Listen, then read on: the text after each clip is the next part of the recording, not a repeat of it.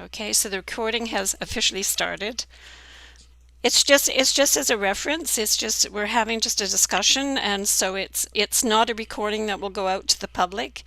It will maintain itself on a platform that's only available to members of RIA. We're still discussing what platform that will be, but it's as a record, just in case we come up with some really brilliant ideas this evening out of the discussion, it's nice Yeah. to hang on to them because we don't have a secretary And we don't take notes. and we don't take notes. Okay, so in terms of Maria, in terms of beginning the idea of the circle, often what we've done is just people have said really, really briefly, an introduction of themselves and what they're doing when people have met at Petra's when we were back in the real world. So Petra, do you want to do that, just the introduction circle? How about if people have something that relates to maybe that they feel relate, there are projects that relate to what we're talking about or could make a connection to the film. Okay. Maybe you could just put up your hand. Okay, I see Barb's hand is up. Hi, Barb. So maybe Barb can start. Okay. I'll just introduce myself. My name is Barbara Brown, and I'm a longtime Ottawa artist. And I have 4 images up at outside of the School of Photographic Arts on Camilla, and they're humanoid kinds of figures that I've made out of natural materials to talk about the relationship that we as humans have to the natural world. We're very much a part of it, and I think we need to reframe the way we operate in the natural world So as a part of it. how long will these images be on display? Till the end of October. Okay. So they're outside. You can go and see them anytime. So if people are going to Enrich Bread for their open house, they might walk by, Yep. take a peek. Take a peek. Okay. Who else? I know Anybody? Beth has something to announce, right, Beth? Where's Beth? Yep. Mute. I just launched my my coffee table book, which we started last year at the Culture Days event with Ria.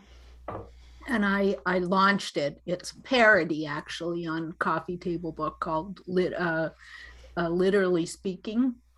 And so it's I put a link on my Facebook and on LinkedIn, and it's on my website, bethshepherd.ca. So it's about it's a culmination of an awful lot of hours scrambling around the shores of the Ottawa River, looking at outfalls. So and it really is talking about our waste and trying to be more conscious of our impacts on the environment. So you'll send a link to Petra and we can post it in the chat? Sure, I'll put one in. Thanks. Okay, thank you. You can, don't send it to me, please. No, Post, post it yourself. No, post it on the chat or in the Google Docs for now. thank you. Okay. Anyone else?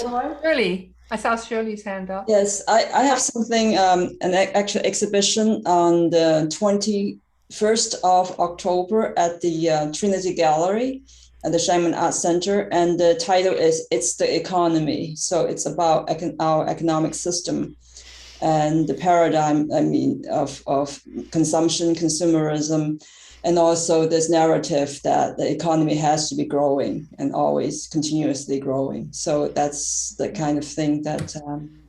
Please put that on the doc too. Can you put it on the doc? Oh, okay. Yeah. And why isn't it not called "It's the Economy, Stupid"? Yes, it's based on that line from one of the. Was it vetted out or what? Yes, yeah. Yeah.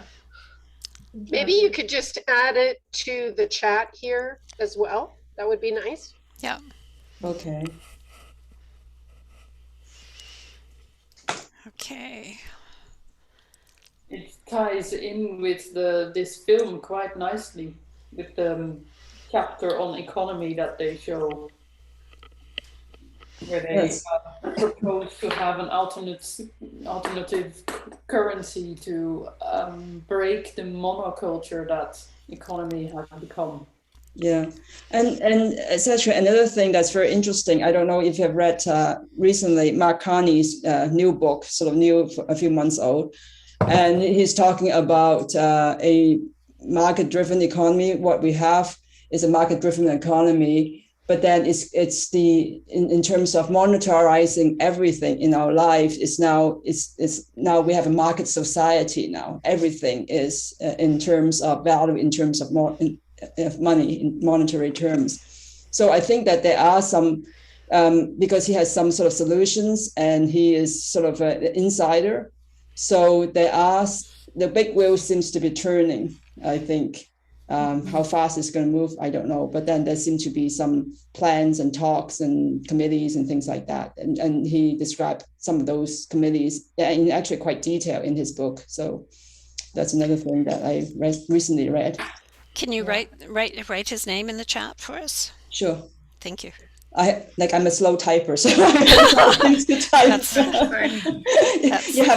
You have to bear with me. It will take a while. Okay. So did you see any other hands up? I have to go back. I keep putting it on speaker view for the, so I'm going back to gallery view. And we have Yvonne has joined us. Yvonne, we're recording this just to let you know. She's arriving. Anybody else with their hands up? I'm looking through. Carmel. Carmel. Patricia. Yes, Patricia. Patricia. Yeah, I just want to mention since August, I've been participating in demonstrations and writing campaigns with the Reimagine Ottawa and a whole lot of other people who are campaigning to. I don't think it will be possible to change the site of the hospital, but to save those trees and to bring to light the kind of deception in the current plan that was really a snow about how the vegetation would be replaced and bushes and this and that. And honestly, at the council meeting this morning, it would appear that the message is getting through that the city can't really afford to lose close to 600 mature trees type of thing. So if anybody is interested, I can, not right now, but I can post some of the links right now. Again, letter writing to the council, to the development committee, hospital board, committee on council, your council members, and the federal government, because the current strategy is going to be to start to embarrass them for really going along with that and having an absolutely not sufficient environmental review. So it's really been gratifying to stand near those trees and go, yeah, this too bad it took so long. The process was flawed and kind of sprung on people, and a lot of stuff was done without going back to any kind of community consultation. So that's my say. Reimagine Ottawa and pressure to make the best of a bad deal and save some of those trees. Yes. Yeah. Can I add something? Yes, Martha. Because the worst is even that these trees are not going to be killed to put the hospital. It's a parking lot what they want to build there. That is in this time that of environmental crisis, they want to kill 600 trees to put a parking lot. That's the worst. If that is we should defend these trees. And actually we have been even thinking the possibility of chaining people to the trees when they start this, if they decide to cut them. first of all, we should stop them, and shame them. And I don't know. I'm looking for possibilities even to spill outside of the country. That in Ottawa they want to kill 600 trees to build a parking lot. That's something that should make national and international news. Yeah. Yes. Thank you, Martha. There's an artist involved, or I know him from Ria because I'm trying to remember his last name. Maybe Martha remembers. Jake, his wife's Jane Keeler, and Jake Martha? Jake Morrison. Yeah. Jake Morrison. Jake, yeah. Jake and Valerie. Yeah, and they're putting together a whole document of anybody who wants to take a photograph near a tree. I think he's still doing it, eh, Martha? Yeah, I still didn't do it, but I would like to make it together with the other Raging Grannies, but we still have to plan that. Yeah. Okay, any more hands? CJ. CJ, sound. Thank you. Sorry, I knew it was in that area, but is there a map that shows, I knew there was a new Ottawa hospital coming. Does not know where this area, where the trees are. Is there a map or a site plan that shows where that is? Yeah. Is there a website that shows that? Martha can answer that. I think that there is a map. Reimagine Ottawa has it. Probably if you look for the web page of the Facebook page for Reimagine Ottawa, you are going to find lots of information there. I will. Thank you very much. Anyone else? Yeah, anyone else? I can see. I'm just looking one more time. Sorry, it's Yvonne. Yes, Yvonne. I just put in the chat, there is a book called For the Love of Trees, A Guide to the Trees of the Ottawa's Central Experimental Farm Arboretum by Richard Hinchcliffe. That's at the Ottawa Library. Sorry, because they had, I think that was the one where they had GPS locations of the trees. And so it's really, to start to think of the trees as individuals or having identities. And then I just put the link to the Ottawa Hospital Master Plan that actually is online. So the link is also in the chat. Thank you. Thank you. There's Maren? No? Okay. I actually want to say something about the Gallery 101 upcoming exhibition. I put it in the Google Doc already. It's about food, and I think it will really connect to what we are hearing, what we've seen in the agriculture thing. I actually don't know too much about it, and there's not much more information than what I've given you, but it opens on the 14th, and there are quite a few people involved, and there are speakers and actions and all sorts of things going to happen. There's also an exhibition, and I'm actually in it because when Laura Margita, is there anyone here actually from Gallery 101? I don't think so, eh? No, too busy.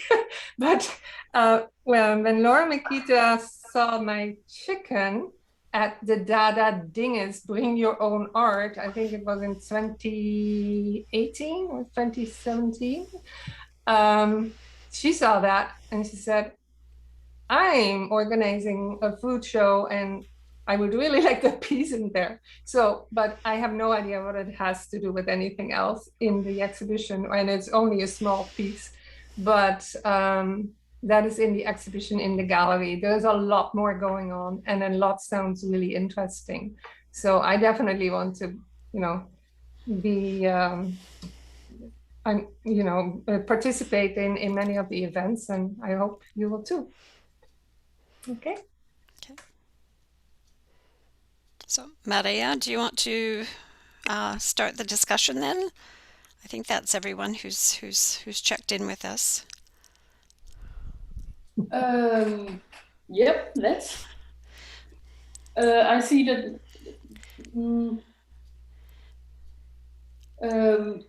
I want to thank all of you for wanting to see this film, for going to the trouble to see this film, and to come here to have a discussion. I wanted to show this film because it focuses on the hopeful and the possible and achievable things that anybody, you and me, can undertake to help with this terrible problem.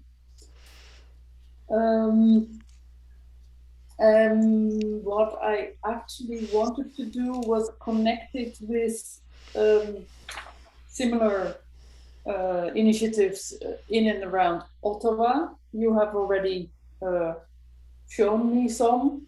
I have put some links on the Google Drive from things that I found that are relevant to maybe the first and the third chapter. And I wanted to ask every one of you actually which part of the film jumped out the most to you. What did you feel most connected to? I also have a whole story about the hopefulness and the hopelessness of this whole problem, but I see that you are already chaining yourself to trees. So I think everybody here knows the hopefulness and the hopelessness of what we are facing. So I wanted to know, what is it about this film that jumped out to you and that you think could work in the Ottawa context or already exists in the Ottawa context? And I see Beth had her hand up. Well, I think the almost the quick wins are the agriculture and the recycling, you know, especially the composting. I thought they were very, you know, it was wonderful to see these things, especially to learn about Detroit, which I thought was amazing, and all the other things. I mean, other places have nicer climates than us, but anyways, I like those two things. But the thing that I was most interested in and most intrigued by was the one about money, you know, and about currency and the fact that, you know, like some of us are old enough to remember when we actually had gold-based currency. So there was value behind money, but to you know, it intrigued me when the fellow was talking about the that money was made when people borrowed it and paid interest. So I'm still sort of circling around. I watched that part twice, and I'm still, maybe Shirley can help me out there. But the economic part really was what baffled me. Does anybody else want to weigh in? The whole idea is it's a discussion. So if you, for me, it was just something really. I mean, there were many things, but on a visual level, the use of drones, and when they showed the urban gardens in what looked like pretty hard to live in urban spaces, I just thought that was really gorgeous, and it immediately made me think of one time, of all the times I've gone into schools and taught, one time I saw this teacher who had a big Rubbermaid bucket, and the lucky kid who got to stay in after lunch and cut up all the food scraps. They just became obsessive about cutting up these food scraps. And they were making compost right in this Rubbermaid right by the door. And I feel like you should not be able to have a school unless every kid does that. Like, I really admire some of the work that Mask does that I've observed. I forget her name, but anyways, they make film animations on food waste. And it's just so, like, right? If you can get like kids understanding food waste and soil, I think the soil, you know, from like kids just cutting up orange peels and apple peels and not being grossed out, because a lot of kids are really grossed out by compost because they think it smells, and maybe their parents aren't such great gardeners, and the compost doesn't really, like, sometimes it's more of an idea than actually a functioning cycle at a household or someone's property. So we hear so much about how the kids are going home and educating their parents, you know, about whatever. And so I just think that whole composting thing is so simple. And since I taught there for a couple days at that school, I remember them like competing. They're like, no, it's my turn. You were sick. You missed it. And like this whole privilege of being able to like stay in for recess and cut the soil and watch the worms go around, like their complete engagement. Yeah. Marion, Elliot, you have your hand up. Yeah, I was just gonna say, like, kind of on a similar note to CJ talking about like the use of drone footage. This is like not so tangible of a thing, but I just think how they use like particularly music and the panning kinds of imagery to kind of give you time to process all the concepts they were introducing, and to like give it breathing room and set like a mood as well. It was like a nice reminder. I think we need that too, because this kind of information can be really easy to get overwhelmed and easy to like get hopeless and just like shut off and be numb to it, because that's easier than facing the realities of it. But yeah, just how they used imagery and sound to kind of keep the viewer like in the moment and keep a kind of gentle engagement. I thought that was cool. And I think like there's like a lot of artists here, and I think it's a good reminder of how we can think about aesthetics and think about like how we can tap into the emotional side of things when we're talking about messaging around this stuff. That's all. Yeah. Marije, do you want to check in on the hands, or do you want me to do that? We never. Because Edgar has his hand up. Yeah, and Yvonne too. Yeah. I think it was Yvonne first, and then Edgar, and I see Ranajit also. Petra. But it's Edgar. Yvonne, Edgar, Ranajit, Petra. Okay. The one thing that struck me from the beginning of the film was the fact that there was this huge crew of documentarians and they were flying everywhere. And so I just wondered if, like, how do people deal with that? You know, if we start to travel again, how do people justify their travel now? Like, how does that work? Because I just really feel so, you know, to go on a vacation now to a tropical isle just seems like such an indulgence. And especially now that it's counterbalanced by all the wealthy people buying private jets now because they don't want to fly with people who possibly have COVID. So if anyone can give me some guidance, I'd really appreciate it. Okay, so Edgar, you had your hand up.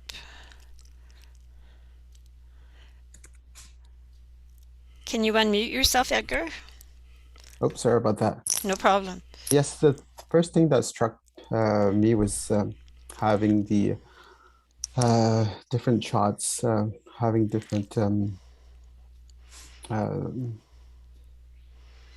people being interviewed in either English or French. That was something really interesting, because having both kind of the French and the English language integrated. And the thing about energy, that's the second thing that really piqued my curiosity, because dealing with the fossil fuel, as they were talking about, and using new energies such as sun, wind, and the water. So that's really something that really caught my attention. And also the other part was really I think that was the last part, education part, how people come together and how they basically teach each other and learn from each other. So that was really something that I really appreciated about the film. Okay, Petra, I think you had your hand up. Did you not? If there's no one else, because Ranajit was first, and then Petra. Okay. Okay. Yeah, I think the film overall is very, very much inspiring. All the sections are, to me, is equally important. Um, I I will not focus just one part, because to me all the parts are, saying the same message. We have to be self-sufficient. We have to find out some alternatives. And I remember one section, one scientist was saying that, the basic difference between human being and animal is a lion eats, and when the lion is hungry, then only he eats antelope, whereas human, we consume. Yep. We, even we are not hungry, so consuming. But on the other hand, I want to say that we are, human beings are smart creatures. So no matter how much challenges, like, we know when we think about the future, every time about the climate, it's all scary things we listen. But we have to realize that, every time we face challenges, and we fought and we won, we found alternatives. And this film is very inspiring because it's showing the different part of the world, the people, how, it's in a very smaller way, but it's the beginning. People are working on it, and definitely, the future is not that dark. That is that is my this thing, statement here. Thank you. Thank you indeed. Petra, and then me, and then Edgar, and then Valerie. Have I missed? And then Carmel. Well, actually, I am not going to talk about what struck me. I just actually wanted to get back to CJ before I forget, because I was interested to hear about the film animation that is done at Mass by an artist, because I'm just really keen to find those connections that are made between art and issues. And I think we should really look into that. So if you could put that on the chat or in the Google Doc. I can't hear you. I can't hear you. Sound. They're just so entertaining, and so they promote such agency, because the children make these little, it's the torn up things or tidbits or whatever, and they make the Tina Lemoyne, that's her name, and you can just go to Mask and look up artists and look up Tina Lemoyne. I mean, she has in her past worked at the National Film Board, but now I think she teaches gymnastics to kids and works for Mask, and is really busy and has given tons of workshops at the Ottawa Art Gallery. She's German. Yeah. All right. If I may say something general, since I have the word now, about the film, and I'm always looking for connections. What can artists do? Is this art? Because that's what you usually get then. But it is a documentary, but I find it a very artistic one, and I love the music and just the whole way it was set up. So I think there is definitely some kind of artistic inspiration to be noticed there. I hope you agree with me with that. Mm-hmm. So anyway, yeah. And now on to someone else. That would be me, myself. Thank you. Thank you, Ranajit. Thank you, Petra. I love the film from the first time I saw it. For that reason, that it goes so well together and concentrates on the hopeful, because I myself have often the problem if I read climate change reports. I just read one this morning, and then I go, and I know that you need to do something to keep the hope, even if it's just something small, even if it's just your garden, or just leaving the leaves in the garden, which we have started to do here. And we noticed this summer we have much more insects than we used to have, and I think that is because they can overwinter now. because we leave the leaves. The gardener doesn't understand a thing about it, but that is a small thing. And then this documentary is another small thing, and I'm gonna find another small thing to do, because not doing nothing is not an option.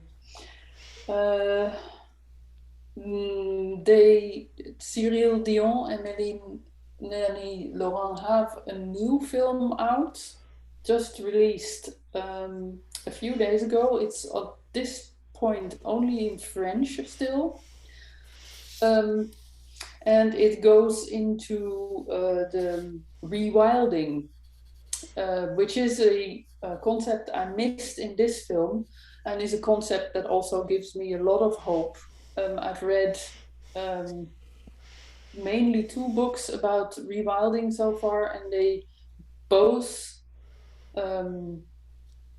recount how amazingly fast nature comes back if you just let her go.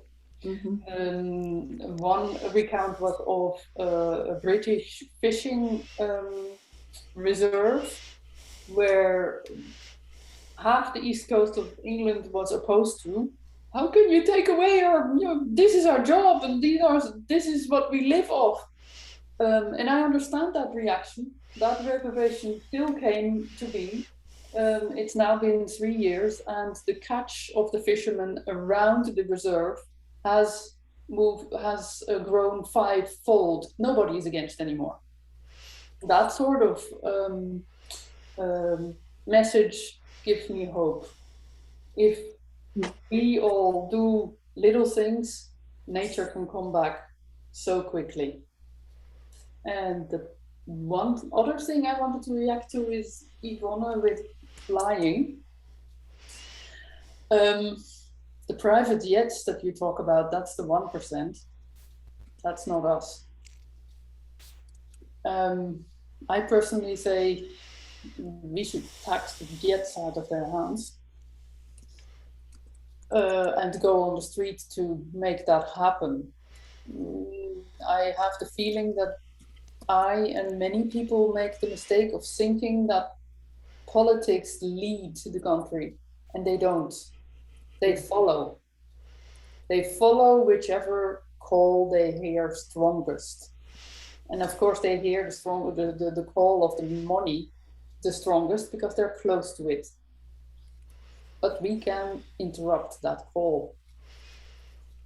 I think this is happening, and I think we need to do much more still to make it happen. Until that time, it would indeed be good to refrain from flying as much as we can. That was all I had to say for now.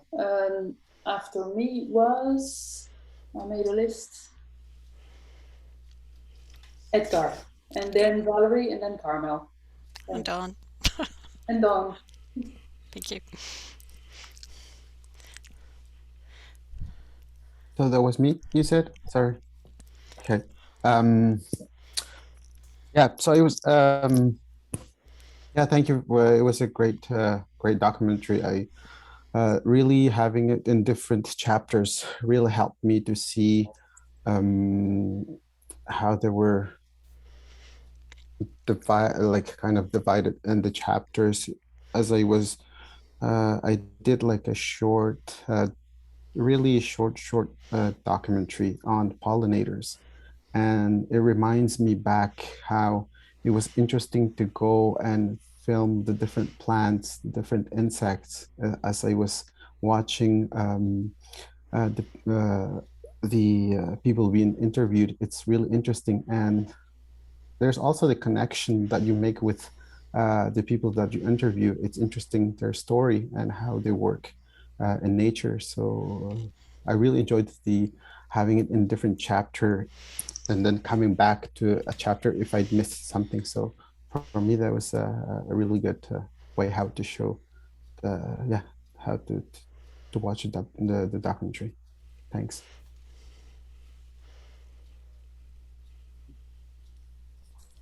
Thank you.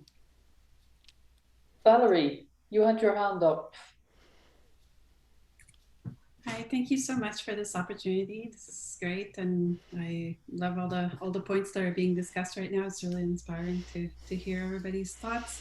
So I think my initial reactions were really that there is definitely hopefulness. I don't know if anyone has watched Planet of the Humans, and also in the last conversation as well, we had watched that movie on plastics, and I do feel that what you mentioned about hopefulness versus hopelessness is really true. Is that there's that kind of dystopian perspective that everything is going wrong, and it's probably more realistic actually, and then there's these hopeful movies that are engaging people and that are giving us hope to try to get engaged in these issues. But then when you start thinking about all of the steps that have to happen in order to get there, sometimes it almost contrasts with the hopelessness that you can feel. So I just feel like this movie is especially like that, because it gives us all this hope in solutions such as alternative energy. So we're talking about geothermal, we're talking about wind energy, and then when you look at how realistic it is right now for us in Canada, where we're all reliant on the petroleum industry for heating our homes, and there's so many things that we don't have here. Like in Iceland, it's so easy that there's the infrastructure is in place so that they can exist on geothermal. How do we do the transition in places like we and where we have not only none of these resources, but also really drastic climate changes during the winter. And so I think there's these things to look at, and also things like permaculture, for example. It would be great to be able to grow our own food year round, but we're not in Australia, for example, where it started, and so I'd like to see, I'd like to kind of discuss that as well. Like how can we be self-sufficient in a climate where half of the year is winter. Yeah. So lots of hopes, but lots to think of, and hopelessness as well.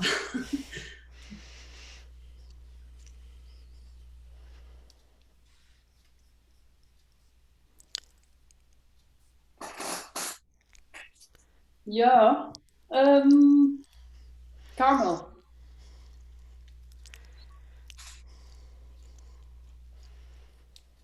Carmel? Hi. I just want to make sure, because I thought someone had their hand up before me. Dawn, are you good? I'm good. I'll follow you. And after Dawn comes Ellie. Did I see Marian's hand up? Then Marian is after Ellie. Okay. Anyone else? Yeah, I watched the movie and the documentary, and so a lot of the information wasn't new, because I've watched so many documentaries now on food and how to produce it and how it works.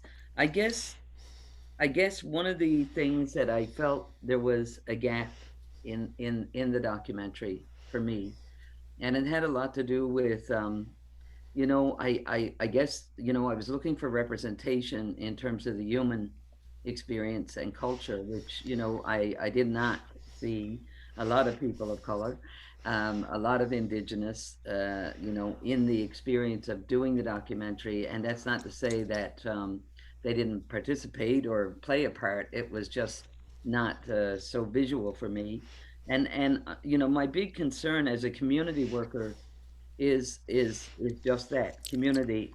In each part of the documentary, in each aspect of the issues that come up around food and sustaining and pollution, it's like the groups kind of just came together in the documentary. And my big thing is, how do we get people, human beings, to start coming together as communities and being able, I think about the homeless and people who are low income, who can't, who don't have the time, both mentally, emotionally, and all levels, to be able to spend time to understand how they can feel a part of the movement that's happening. I mean, it's been happening for a long time.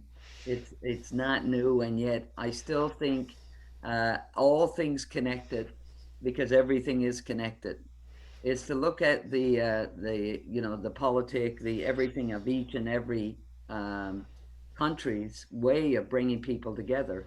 It's as if some people just were born with the ability to understand how you do this, how you grow the food, how you plant the seeds, how you know, how you work together, because it's not the easiest process.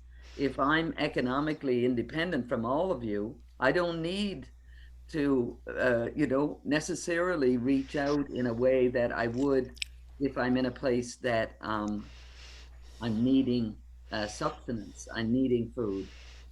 So there's a class issue. You know, I really felt that, you know, we got to look at the privileges that we're afforded to be able to think clearly about how to not pollute the environments we live in, and how to keep water clean, and how to be an activist and stand up for those that don't have a voice. Because until we have that, these issues around the level of pollution that continues to go on the planet is there's something there that needs to happen. And part of it was almost mentoring, like people who could mentor, who understand how to grow a plant, or how to grow food, or how to decrease the, I mean, we're getting told all this stuff, but you know, if we're polluting because we're driving cars around and flying planes because we're the consumers, and we're able to make a decision about something, it's trying to help others figure out how they can make decisions that will help them and not hurt them. You know, people who are on the street and homeless, who can grow their own food and at least feed themselves until, etc. Everything impacts how we live. And ultimately, I think a part of it for me, the reflection in Detroit, and looking at the population decrease and what ended up happening with such a smaller population of people, where they were able to come together and help feed each other and take care of each other. You know, in a group of what, almost 3 million people in Detroit. And then when the economy broke and people had to leave to find jobs, obviously.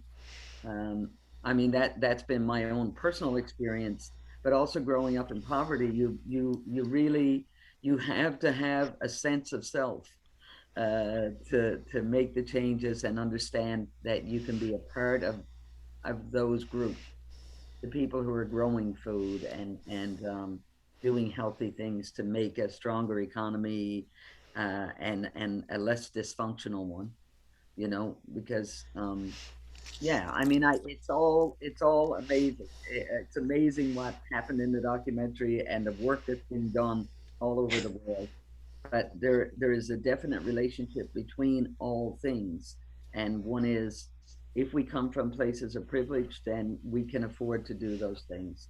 A lot of people are just surviving and not thriving; they're surviving. So that's where I'm coming from. I mean, I really appreciated the documentary because there were things that I hadn't seen, you know, which is odd now because everything is being documented for the most part, which is great. But it really, I really wanted to know the inside scoop about, okay, how did you get all these people together, and how did you get them to to share with each other the food, like just the method of how to get there? And would we invite those that are underprivileged, you know, maybe not, you know, maybe have a lot of experience, life experience, but where to put it? Who's going to embrace them and take them in, you know? And so I'm not saying it wasn't there. Culture is really important. there's many cultures that are way advanced in terms of how they've dealt with environment. And yeah, thank you Yeah, for I listening hear to me. you. I'll come back to that in a sec. But before me was Dawn. Ellie. Nope. Dawn now, then Ellie, then Marianne, then Yvonne. Okay, thank you.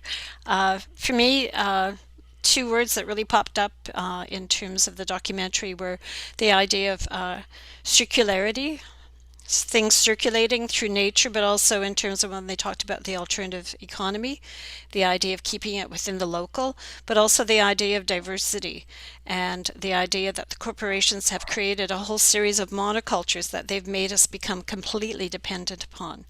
And so to Carmel, there's a group in California that they practice permaculture. And there's a woman who is one of the teachers, and she talks about creating community and how to get down to what you call that basic thing of how do you put people together. And so her name is Starhawk. She is a long-term activist, an ecofeminist, and her work is about creating community in order that people become self-sufficient. And her major area is permaculture. And they've got groups on Instagram, and what they have in terms of trying to make it accessible to everybody is that they have scholarship programs, and so that people pay by what they can afford to. And if they can't afford, there's an exchange that they can do more labor. I was actually involved in a project with them, and because I couldn't afford it, I paid by working a half a day each day that I was on site. And so there's a whole area that, it's, I think part of it is just trying to find the links, trying to find the people who are there. And there are a lot of people working on the ground, excuse the pun, but it is very much the idea of people working together to try and shift the mentality that we've been sucked into believing that is what we've lived through since World War II, is the idea of the consumer culture, where we lost our rights as citizens to become consumers. And so regaining that sensibility of being citizens that can gather together in communities, find a shared cause, find a shared need, and advance those causes. But one of the things that I'm really interested in is, especially because of the community that we have here, is the idea that when people have particular projects that they're interested in, a means to communicate with one another. And so I was really fortunate in the sense of after what happened in Kabul and people being caught in Kabul, including the family of a friend. And I wanted to thank everybody again for those people who wrote letters to the Canadian government.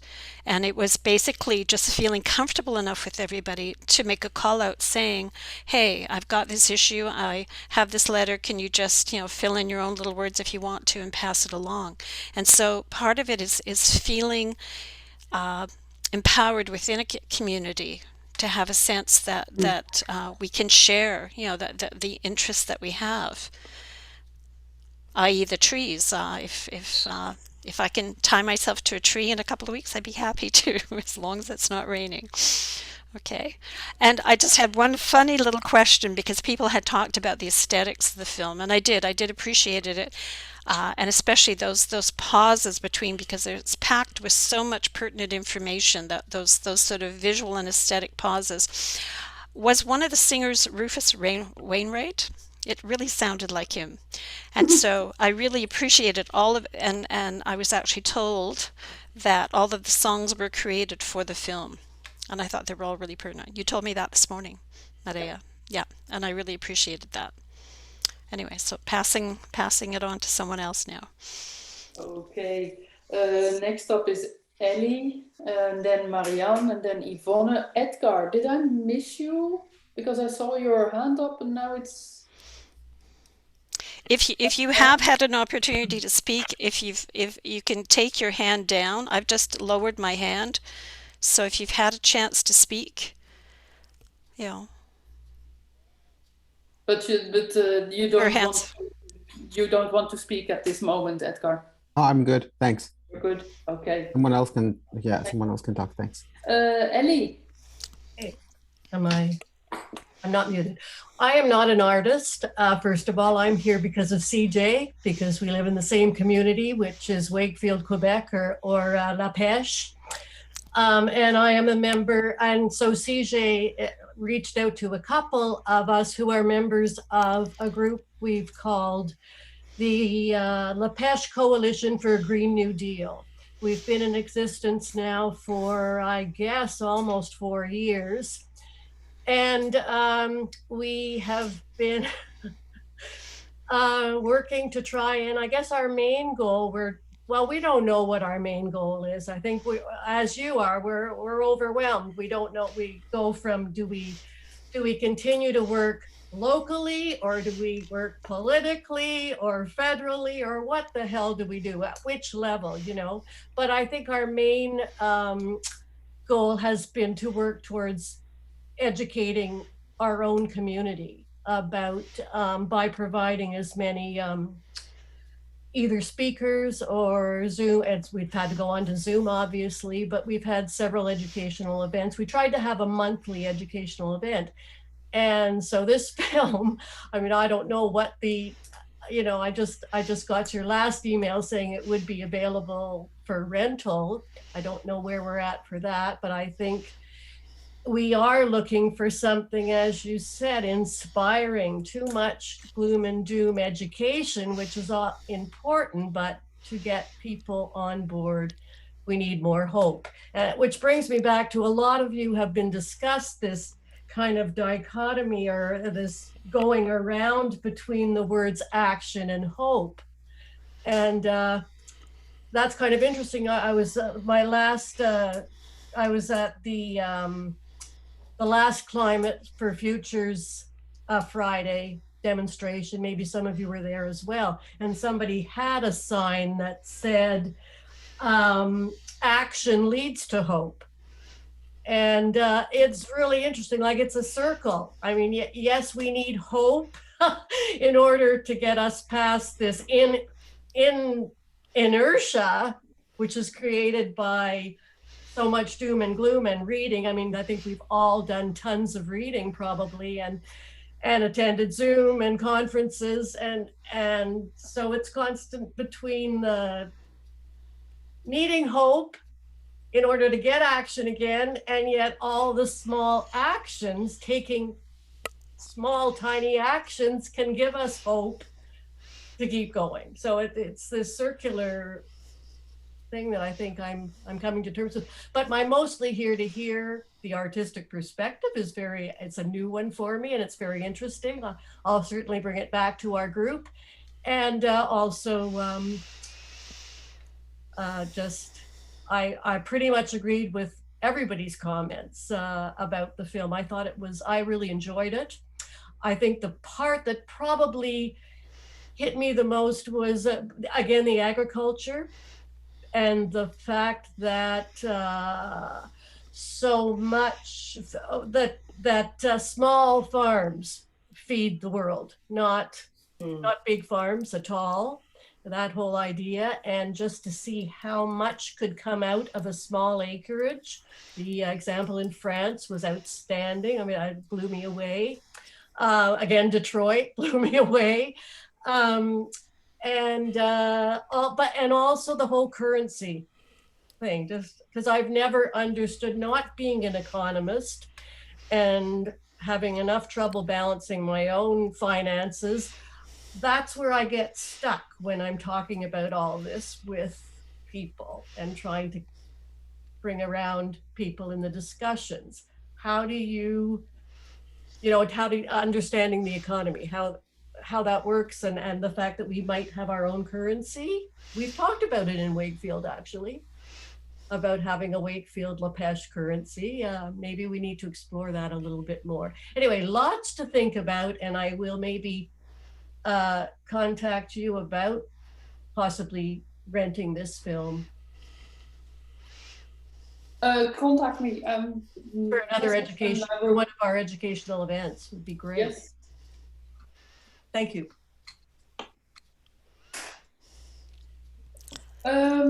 Marianne.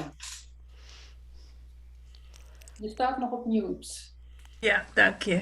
Thank you.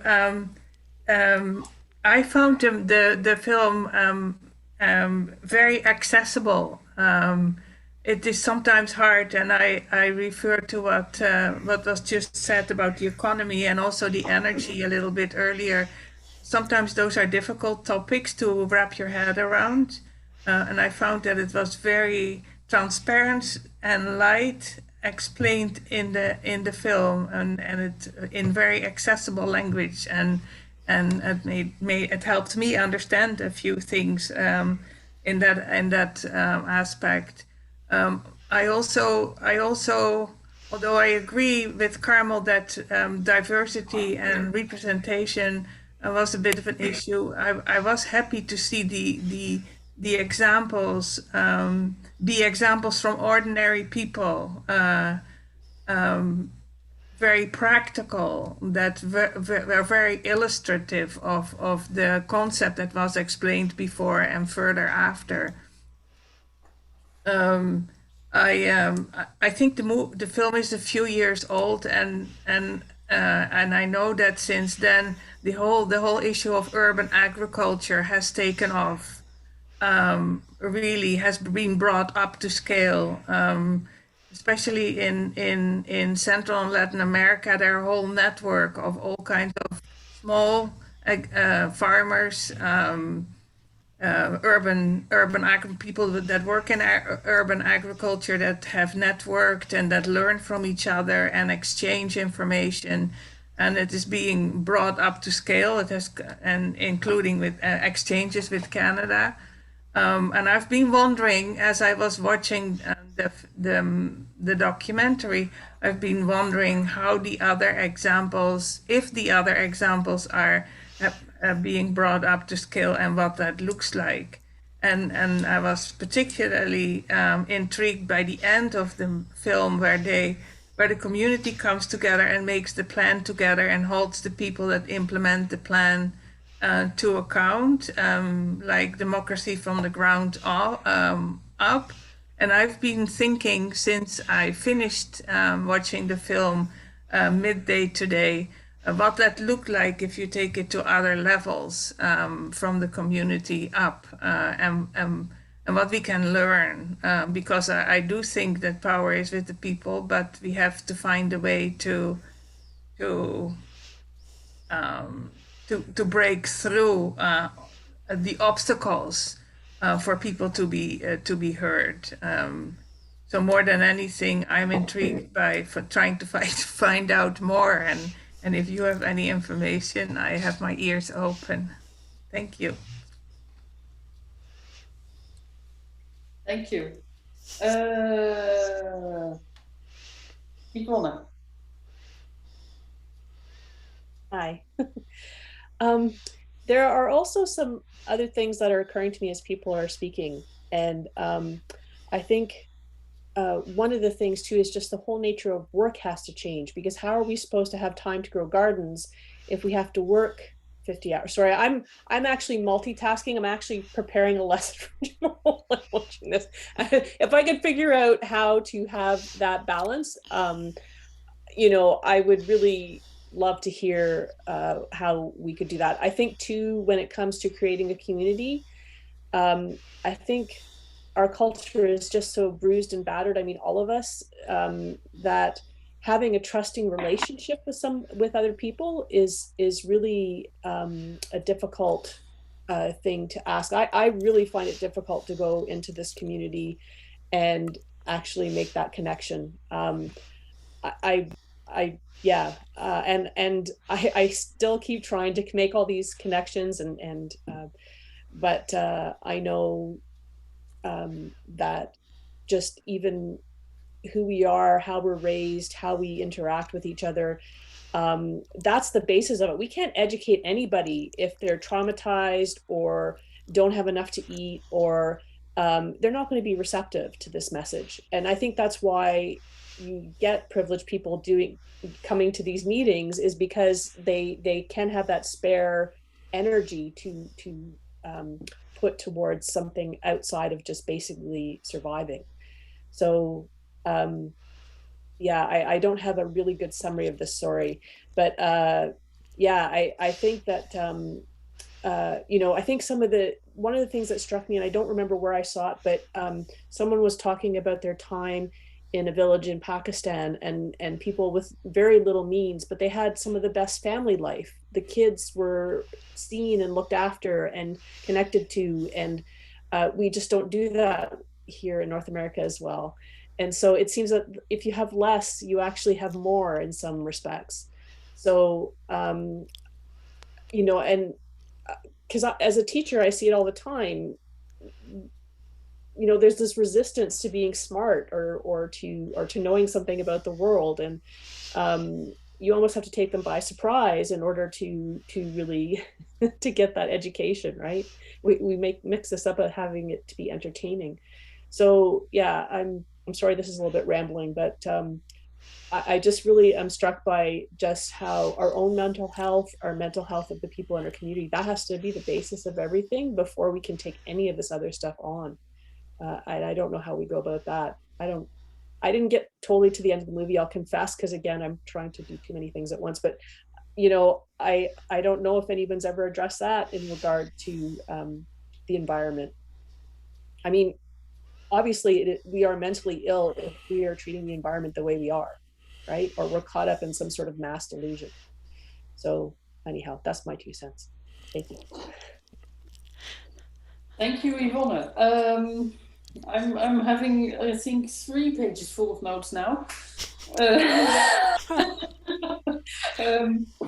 I see Carmel and Patricia raise their hands, and CJ Fleury raised her hand again. First off, would any of you like to do a further session at some future time? One I would like to try is to tie in Jean-Michel Fortier, who does a market garden in Quebec. He delivers his wares to a farmer's market in Montreal, and he knows quite something about permaculture. He is also in contact with the owners of the farm in Normandy. Another organic person that they are in contact with is, and I tried to find the book because it's somewhere in this stack, but I couldn't find it. He is a farmer in Maine, and he farms year round. I've heard 2 people now say, yeah, but we're in Canada and stuff doesn't grow in the winter. Yes, it does.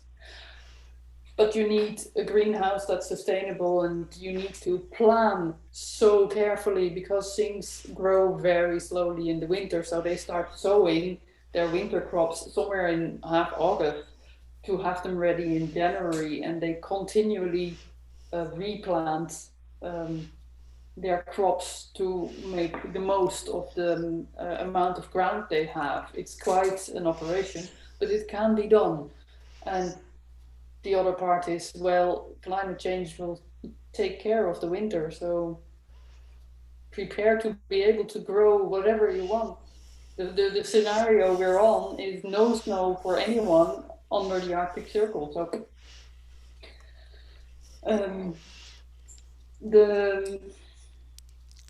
Carmel and Patricia. Yes, it is a French documentary, and I don't think they had the. If you're born and bred in Europe and you live in Europe, then indigenous people is something you don't really think about. And indigenous Americans, that's like Carl May, that's Winnetou. And that's about how far it goes. And then you realize that he's dead, and oh my God. So I kind of relate to, I see that, because now I've been in Canada for 3 years, but I understand how that was not a thing for the filmmakers, but it is a thing for here in Canada and the US. And I think that nor Canada nor the US can do meaningful climate change without connecting to the indigenous groups who know the land much better than we do. Mainly also because of our culture and the way we are raised, as Yvonne said, and the way we value things, which is what makes our economy so weird. I would like to recommend the book Out of the Wreckage by George Monbiot. I will put it on the Google Drive list. Because he starts there, and what he basically says is, look, guys, we have the wrong narrative.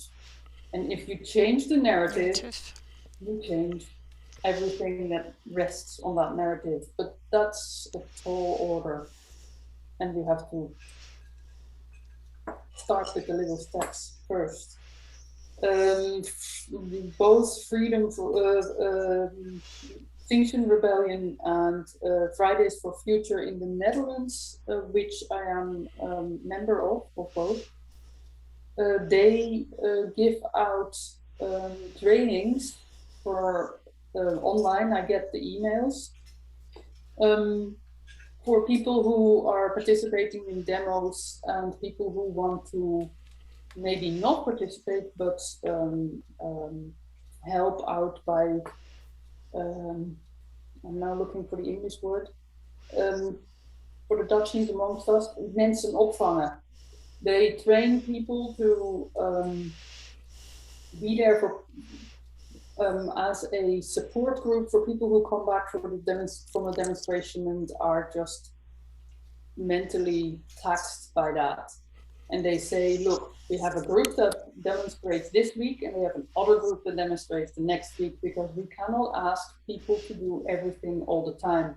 You have to divide the tasks. It is heavy, it is taxing, and we need to just support each other. And from that support, hopefully grows community. But easier said than done. And the rest of my 3 pages of notes, I'll just let that go. I'm not sure who was first, Dawn or Carmel. I'll let Carmel and Patricia go first.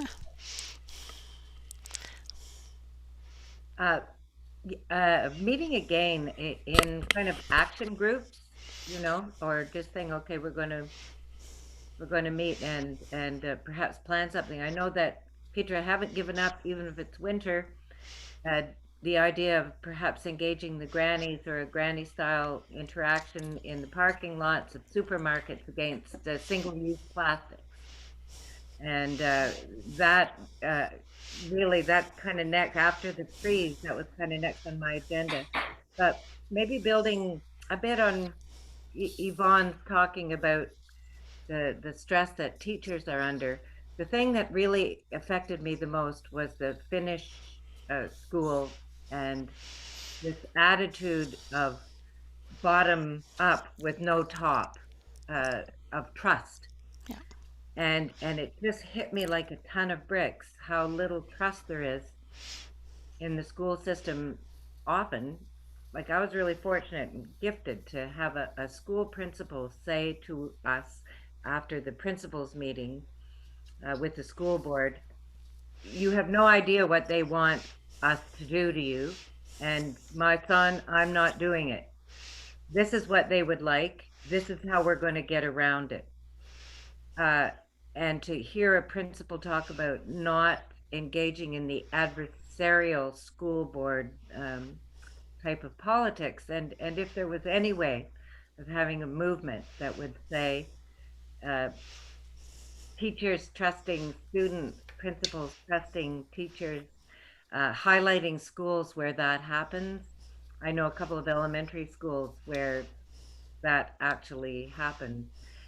Then getting messages like this to students, that this is what citizenry is about, which is a level of trust, would be really something.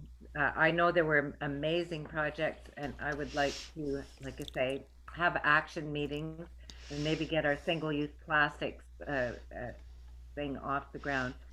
but I would participate in anything that would say this is we want to see trust, we want to rebuild, we would like to see trust in the school system. That would really be something. Anyway, that was mine. Thanks, Dawn, and then CJ. Okay, I guess it was in response to people were talking about the fascination with the urban gardening movement. I remember reading an article back in the 70s after the coup in Chile when Pinochet came into power, and the poverty was just brutal. And urban gardening was the way people survived. And so it's that idea of necessity is the mother of invention. And as long as there's someone who has that thread, that small thread that remembers, oh, this is what we did in the past, you know, and bring that, so that idea of sort of the knowledge of the community, the wisdom of older generations of what was possible. And so the idea, I'll reiterate it again, is the idea that it was post-World War II, and the fossil fuel industry, having developed this huge, massive chemical industry, they needed somewhere to continue on with their profit motive, and they took it into the agricultural sector. And so coming from the prairies and seeing the demise of all of the small individual mixed family farms. If you don't know what a mixed family farm was, it was the idea where, as well as growing grain, people had chickens, pigs, cows. There was a whole mix, and so that the individual farm family was sustainable in itself, and then they shared their excess produce, you know, with others. And all of these small family farms were slowly and methodically bought out by larger and larger farming groups until we have this literal monoculture now. But the tide is turning, and in terms of all sorts of people coming back in and starting farms on a half an acre or whatever small plot they have, and artisanal farming, you know, which some people consider to be a very millennial yuppie thing or whatever. I don't know what the proper term would be, but it's the idea of people reclaiming that idea of labor intensive but meditative work as being something that is good, that we need to get back to. And so that sensibility, and so I've posted a movie, it's called Kiss the Ground, and it talks about this movement of going back to a different sensibility of farming, but also the idea that they've discovered in terms of science of how CO2 emissions can be sequestered in the soil. And it's through that practice of regenerative, you know, permaculture that is actually possible. And until we break the hold of the monetary system through the corporations, you know, they're not going to go down easy. We have to really, and so I would really love to start a boycott movement. I personally have nothing to do with Walmart, Amazon. Unfortunately, we still shop sometimes at Costco, but the idea of really thinking about what our role is as consumers and how we shift that.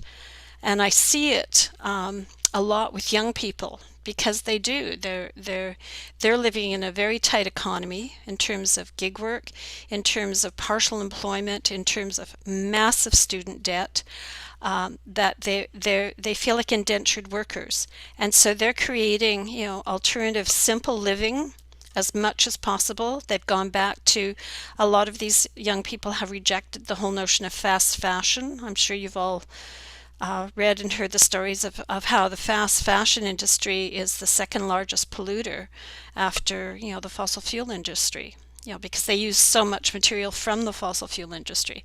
And so there's so many fronts and so many things that are happening, but it's that idea of how do we break the hold of the corporations? How do we break the idea? Because what the corporations are doing, every time there has been an economic meltdown, the last meltdown in 2008, where, you know, the banks were too big to fail, and, you know, our money was given to them to keep them afloat. And also in terms of the corporations, what they did was they paid off the executives, they paid off their shareholders, they put money offshore. They didn't bring the money that they were given back into the economy, back to that word I was talking about before that I really loved within the documentary, the idea of the circularity. And that's what I love about the local alternative currencies, is that it keeps it circulating. And that's the only way that money will work properly, as long as it's circulating. If people are holding it, if people are putting it offshore, if people are it's a whole financial system that has been created that serves a very few people, that is going to be the death of us all if we don't break that system. Sorry to be so pessimistic in that sense, but I think it's something that we have to figure out. Sorry, I could go on all night, but I'll give it over to someone else now. Too much passion, sorry. Thank you, Dawn. You're welcome. CJ.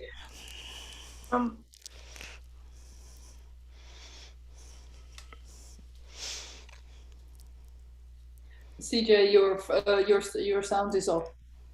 Sorry, I won't talk long.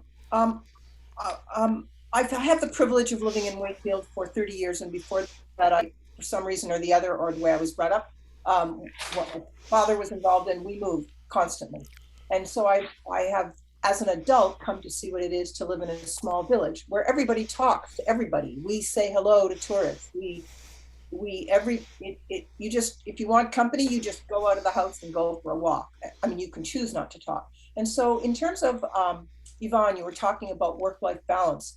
I did live in Montreal when I came back at one point in my life. And I remember I had lived in a small village. I went there for something, and then I came back and lived in Montreal, and it was a completely different scene. It's like people in the city are too cool or too something or too,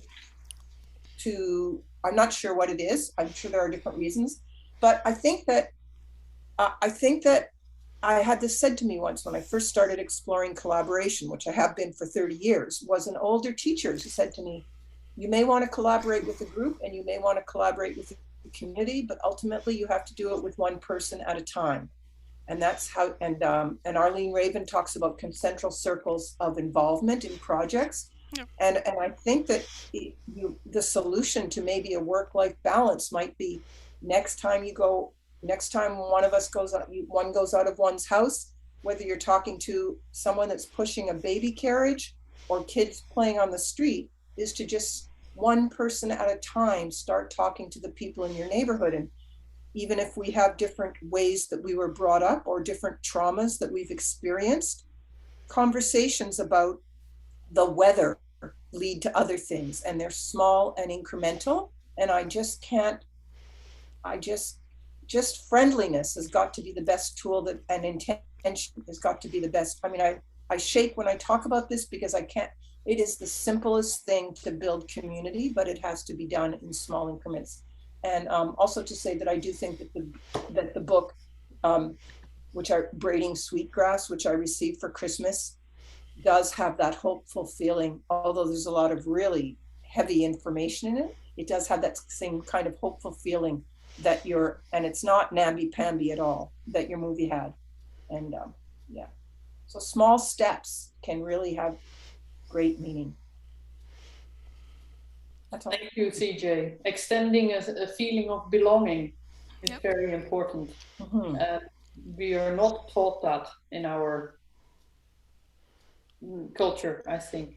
I saw Shirley's hand up, but you took it down. Yes, I did. If anybody else wants to talk, it's okay. But if you have time, then okay. Thank you, Edgar.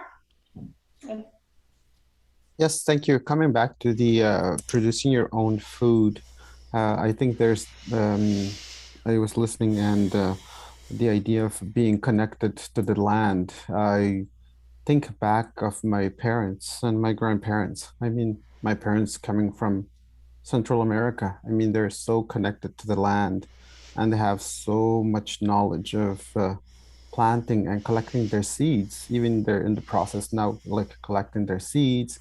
For example, the coriander, different spices and all that. So it's really interesting, and I've been so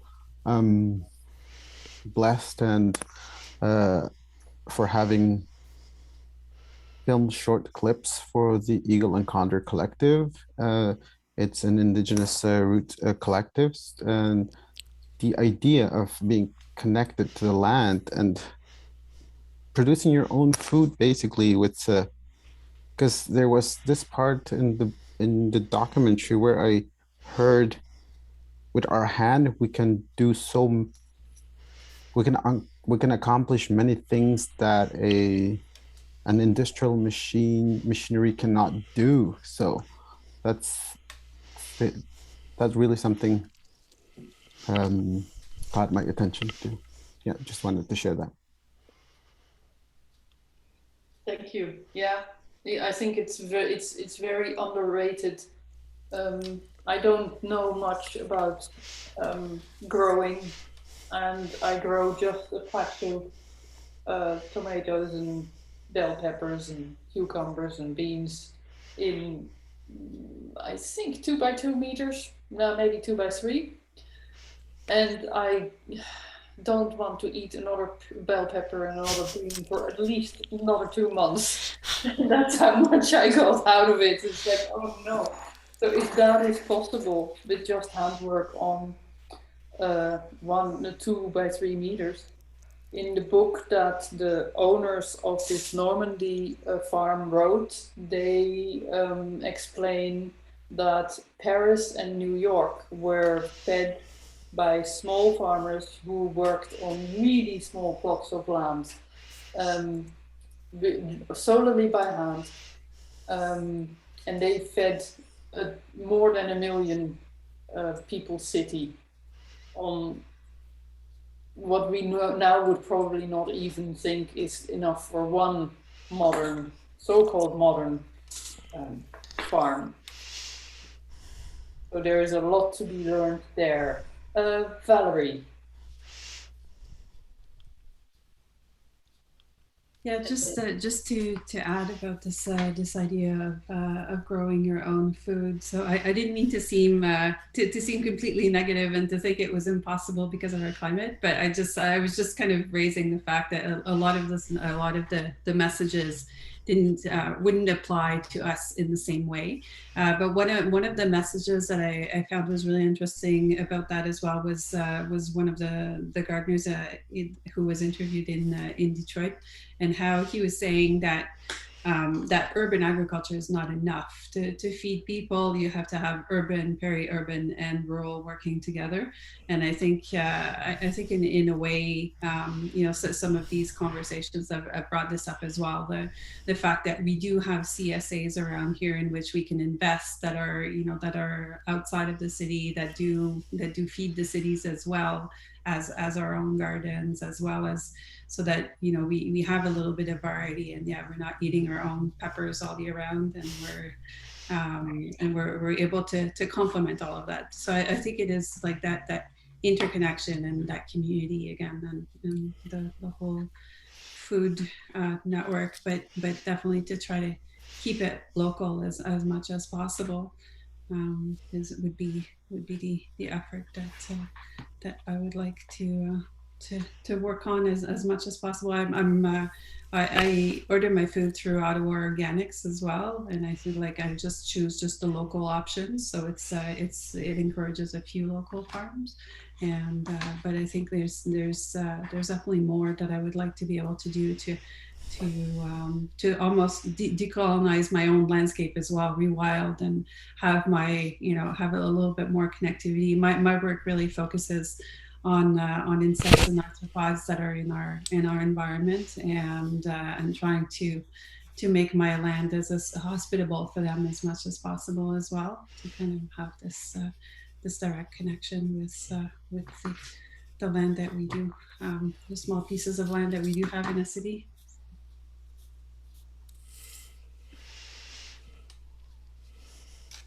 Thank you. Thank you. Ranajit and then Yvonne. Yes. Yeah, I have just one comment. Although the film is was about, I think, 2 hours long film, and it has covered a few areas, but missing out on one important area, which is water. Yeah. That is what I was thinking that, so it would have make more sense if the filmmaker included, even a short space for water scarcity. So that is what I was thinking about, In fact, today I was talking to my friend, he's in San Diego, and he was doing a MF with me, but it's been some time. And he was doing gardening at home. And he was saying, Ranajit, when we were studying, I would have never imagined doing gardening. And I use rocks and all around to have more time for my work. But now, so I'm trying to avoid buying vegetables from, stores, and also I'm just planting everything at my backyard. And but I'm worried, after 30-40 years, so how can I water my plants? So then I thought, okay, wow, so water is a big factor here. So I think filmmakers would have just added this issue also, the water scarcity. That's it. Thanks. Yes, that is a very important one, especially as the climate starts breaking down more and more. As Yvonne, and then Shirley, and then Dawn again. There's one little remark I would like to make. Do we know about community-supported agriculture, CSA basket? Yep. I see some people. Okay. Yvonne, go ahead. Yeah, sorry, this was just a thought that sort of floated out, and sorry, it sounds a little frivolous, but if you want some hope or some joy, get a bird bath. We've put one just outside our door, and it's been just wonderful, because all of a sudden we'll hear all this splashing going on, and there is somebody in there. I've seen cardinals that haven't quite got their feathers in yet, robins playing in there. They actually were fighting over it, which was really funny.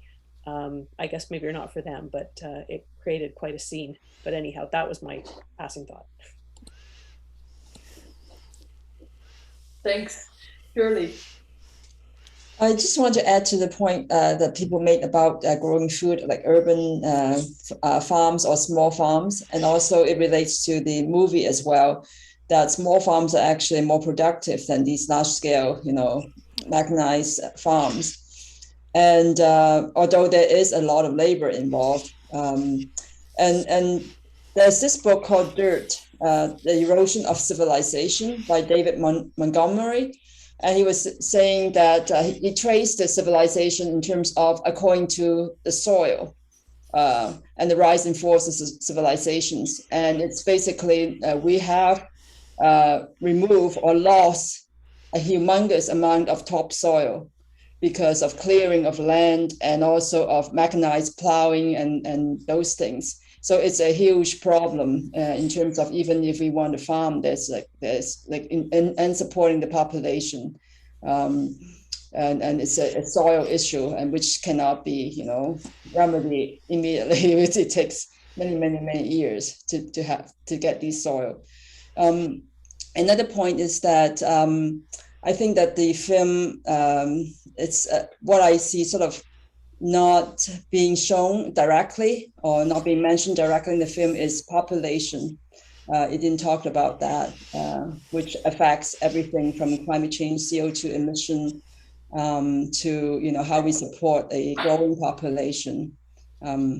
That's sort of all I have.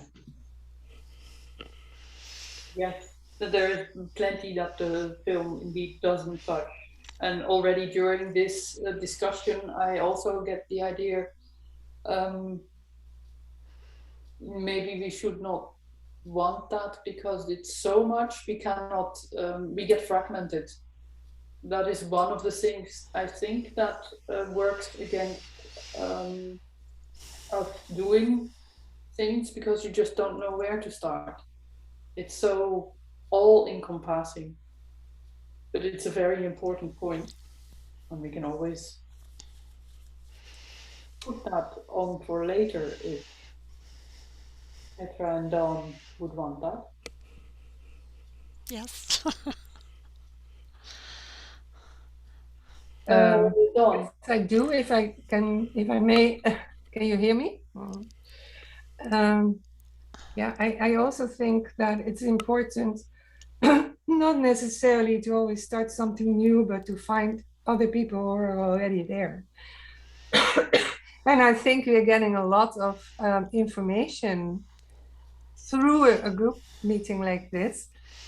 But I'm struggling with how are we going to get this sorted now, and where do we go from here? And also, I see we didn't even lose very many participants, but this is a long meeting for me. And I'm surprised, and it's very nice, but we could go on, and it's time to start wrapping this up.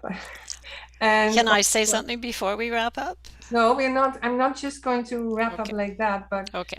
I would like to get some consensus about where we are going to go from here. I've heard many ideas, and I think there are a lot of groups in Ottawa. It's just not very visible. So, you know, it's not. I don't know. I'm thinking in categories. I'm thinking of some site where you can where it is actually properly. Where you can find things that you're looking for, in these areas, especially in the agriculture and the money area. Even the money area, I'm thinking of the Buy Nothing group that is actually existing in Ottawa in some spaces. And I don't know. I heard of it because my daughter in Toronto said there is one in your neighborhood. You should check it out. Those things are interesting, and some people I know have seen the film because they were keen on getting the link. I don't think they're here, but it's how do we connect to these people, and where do we go from here?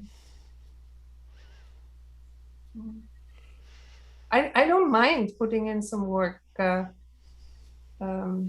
trying to categorize it. I still think we should have, we tried Discord, that didn't quite work, but maybe Slack. Horizon seems to be using it quite well. And it just needs some work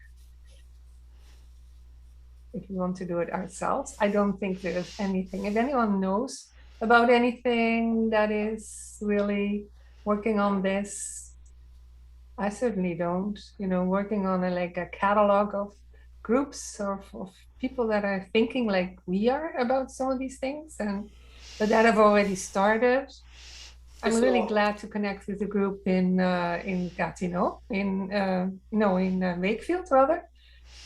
That's good. That's great. I think, yeah, it's easier in a smaller space, which is, it's easier. To do it. I think it would be better to connect to groups that already exist. Yeah. You don't have to do everything double. I see Dawn is still to speak, and I see Carmel putting up her hand. So Dawn and then Carmel. I think just in terms of being an artist, one of the things that in terms of the city, and I'm wondering if this is part of what Yvonne is experiencing, is the idea that in many cases we end up being competitors because of having so few spaces to show in, and having been in a series of collectives over the years, one of them with CJ in terms of Art Terre, another with a group called Pixidium, a women's group, is the idea of people getting together in a collaborative, non-competitive atmosphere to create, opportunities for artists to share their work, in terms of moving out into the public. But in terms of what had been said about the water system, one of the things that I learned was the idea of gray water, a gray water system. I live on an acre plot that we have a septic system, and we didn't want to overburden it, so we channeled some of our water, especially from the washing machines, to a gray water system, by simply putting it through the water pump. So having a water system.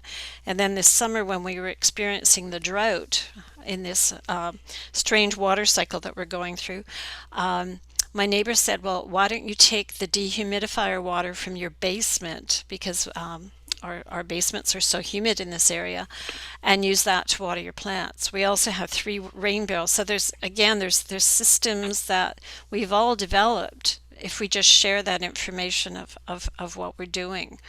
And even the idea of no-till farming is a whole concept that has developed in the States that talks about saving soil, because it's the microbiome that we've just discovered in the last half century, which is the basis of the possibility of life in terms of with the water cycle. That no-till farming and covered ground. So I see people who have wonderful gardens, but what they're doing is they're exposing so much of the earth instead of mulching and covering it. And so just really simple things like that. And I had the opportunity, I got dragged off to a meeting by Mary Fott, who's a landscape architect in the region. And it had to do with the whole concept of xeriscape gardening. And so the idea of no inputs, no fertilizers, no chemicals, no just discovering what your property was like and what were the things that would grow naturally on your property. And so mass plantings, indigenous plants, drought-resistant plants, which has shifted in our region because of our water cycle has changed. I don't know if people have noticed how much damper, how much more snow we're getting in terms of, so they're saying that globally in the world, areas that are dry, like California, is getting drier, but we're getting wetter here. And so it's changing, the kinds of plants that will, survive in the area. So I think it's like Petra is how do we find this information? How do we share this information? How do we use the information? And it is. I loved what CJ said about the idea of just conversation, one-to-one, one at a time, in terms of. So one of the things in terms of the pandemic, and I'll wrap this up really quick, is the idea that most of our neighbors were very much hermits like us, and so we didn't talk much. But the pandemic has changed all that we do. We meet on walks, we talk, people are exchanging information about gardening, all sorts of things that are happening. And so it is that's one thing that the pandemic has afforded people, is that opportunity to slow down in some cases. And it has been a privilege for some of us. And be able to connect and communicate with people in our immediate, local community. That's it for me. Thanks, Dawn. Carmel still had something to say, and then I think it's time to wrap it up and start the rest of the evening. I'll try not to take up too much time, but I think No Borders now has to move into the next realm, which is, I think, not unlike you call out to artists and we come, people start submitting. This could be a very similar way of gathering data and getting people involved, because if we put a call out to people and we have something specific, like, okay, we want to grow gardens, or we want more information about those that are growing gardens, maybe for themselves or maybe for community. Like I just put 2 places, which is the Vanier, the food bank in Vanier, and I know the guy who started organizing that and trying to build community around growing food for people, and very successful, but not unlike somebody had mentioned, activism, you just get overloaded. You need people to step in. So if there was a system or a database where, spring is going to come again, there's a lot to prepare over the winter to get ready for growing anything or for dealing with any of the issues around environment. So Maybe there needs to be a call out. Maybe there's somebody really good with taking data and writing down who's growing gardens and who's got this food and who's, you know, like, and even our workplaces, like it needs to be decolonized, like the concepts of, you know, that work is just work, that work needs to be more than about work.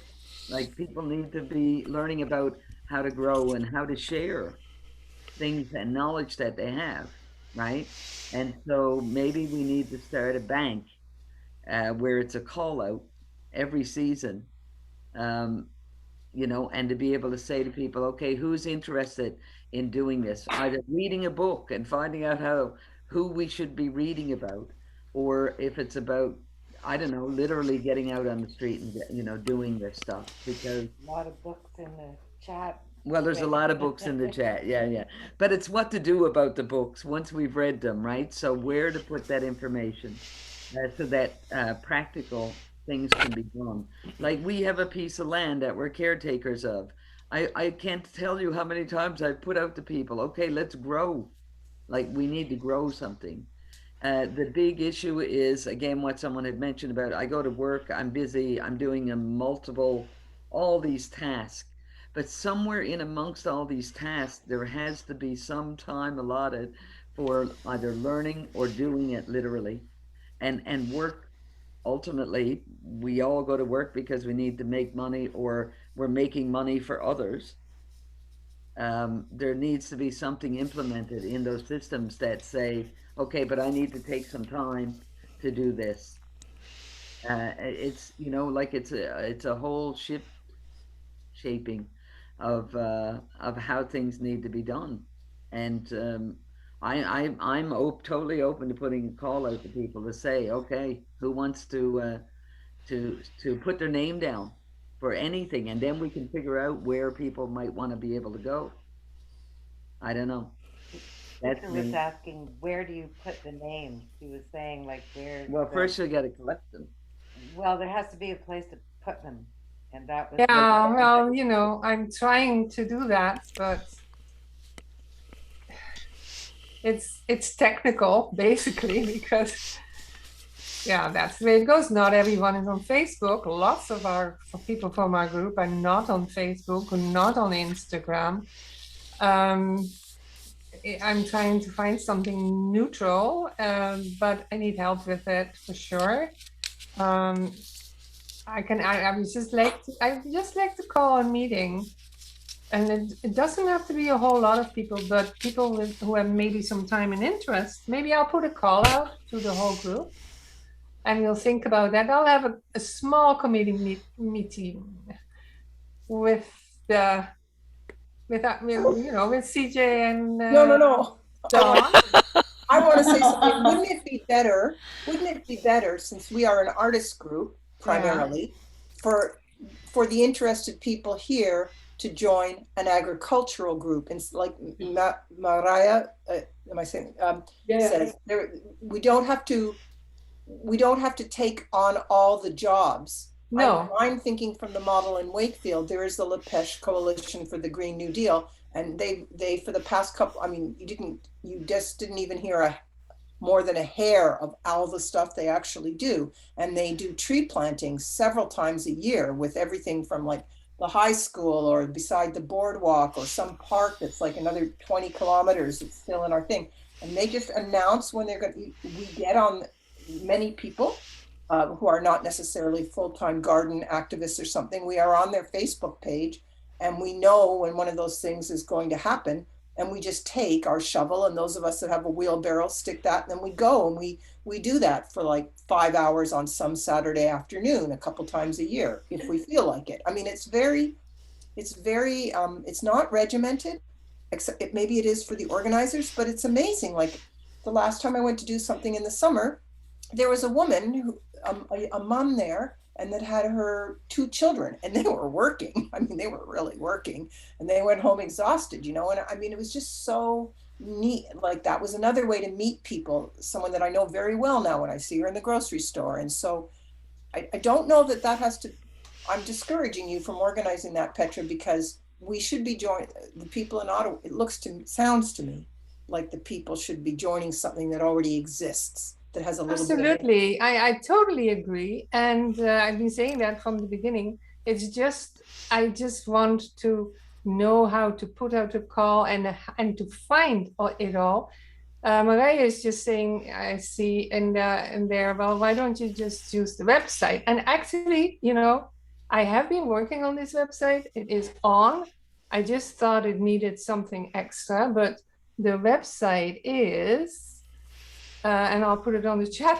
It's not even there, but you know, it just basically collects what we've been doing, but there is also a forum, but the forum is empty because I wanted to have some kind of organizational format so that you can actually find what you're looking for. And also it would help me a lot if I don't have to put everything in an email to the Ria group, because that takes a lot of work.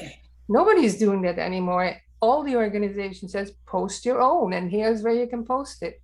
But we don't have that. We don't really have a site where we can post, you know, okay, I really should be joining an agriculture group. Well, you know, let me see where they are. I don't think that, you know, that's easy to find other than go to Facebook. But if you don't go there, then where do you go? So anyway, I will put on the chat right now to everyone that this is the Wix site. And yeah, and there is a one page for a forum that is pretty well empty. We'll get there eventually. I'm really, you know, we should be wrapping up, but I'm really surprised that 16 people hung in here. That's amazing to me. Congratulations! Wow. Yeah. I mean, I usually don't last this long myself, but and I really would like to go now too. but you know, I thought it was great to see so many people out. And if there are some people that are not, you know, I haven't signed up for Ria Links, I hope you will do it, even if you're not an artist, just to keep in touch. I try to not overwhelm you with a lot of mail. And I certainly will never ask for money. So that's about all I could say about that. Yeah, I don't know. My head is filled and I should go and get another meeting. Definitely, we should not leave it at this. That's all I can say at the moment. Oh, I will not leave it at this. No. Can I leave now? Yes, you can. Yes, you can go to bed. Slaap lekker, wel rusten. Okay, thank you. Sweet dreams. dreams. Okay, I need to. Otherwise, I won't Thank you for all your input. It was. My head is also very full. I have the feeling most interest goes into urban gardening and small farms, or what they call market gardening, and the economy. Yes. The alternative, Yes. alternate currency. I can try, which I have done for this event already, to contact the Weerbank in Basel, which features in the film. Yep. And maybe they will want to come talk. They will have to do that on Swiss time though. For us that means during the day and then probably in the weekend. And as I said, the market gardeners either around here or Jean-Michel Fortier, if they are willing to. Like someone said, just being nice and reaching out gets you far, and I just happen to be the privilege to be able to sign with this diplomat thingy of my wife, and I will use that privilege. Great. Yeah, well, thanks so much. Yeah, I gotta go now, but thank you all. Thank you for hanging on and for sharing all your thoughts and looking at the film, and don't give up hope. Keep on doing what you do, and every time one step more. Sleep well. Thank you. Okay, good night. Good night, Petra. Bye. Thanks. Thank you. Good night. Doeg. Okay, so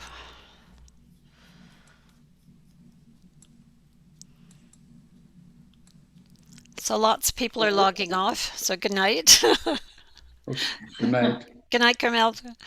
Good night, Patricia. Thank you. Good night, Raja. Good night.